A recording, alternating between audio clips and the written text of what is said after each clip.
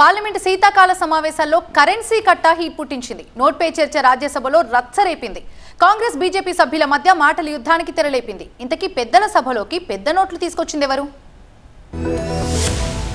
గురువారం రాజ్యసభ ముగియగానే సభ్యులందరూ వెళ్లాక భద్రతా అధికారులు సాధారణ తనిఖీలు చేపట్టారు. సీట్ నెంబర్ 222 దగ్గర 500 రూపాయల నోట్ల కట్టను గుర్తించారు. తెలంగాణ నుంచి ఎన్నికైన కాంగ్రెస్ ఎంపీ అభిషేక్ మను సింఘ్వీకి కేటాయించిన సీటు దగ్గర నోట్ల కట్ట దొరికిందని దీనిపై దర్యాప్తుకు ఆదేశించినట్టు ప్రకటించారు రాజ్యసభ చైర్మన్ జగదీప్ ధన్కర్.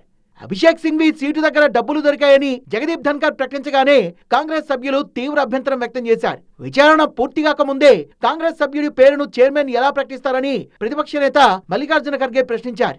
ये मैटर आपने कहा कि इन्वेस्टिगेशन में है.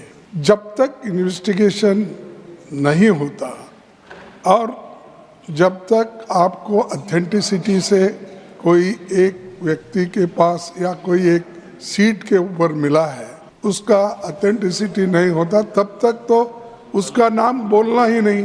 మల్లికార్జున ఖర్గే వ్యాఖ్యల్ని పార్లమెంటరీ వ్యవహారాల మంత్రి కిరణ్ రిజిజు తప్పుపట్టారు. పేరు చెప్తే తప్పేంటన్నారు ఆయన.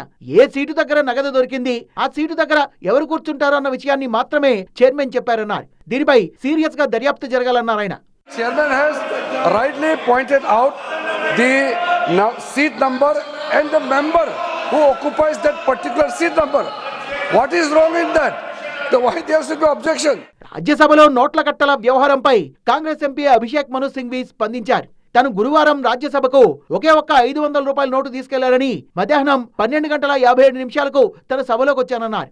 ఆ తర్వాత 1:30 దాకా మరో ఎంపీ అయోధ్య రామిరెడ్డితో పార్లమెంట్ క్యాంటీన్ లో ఉన్నట్టుగా వివరించారు. Where the seat itself can be locked and the key can be carried home by the member of parliament, because everybody can then do things on the seat and make allegations about the seat.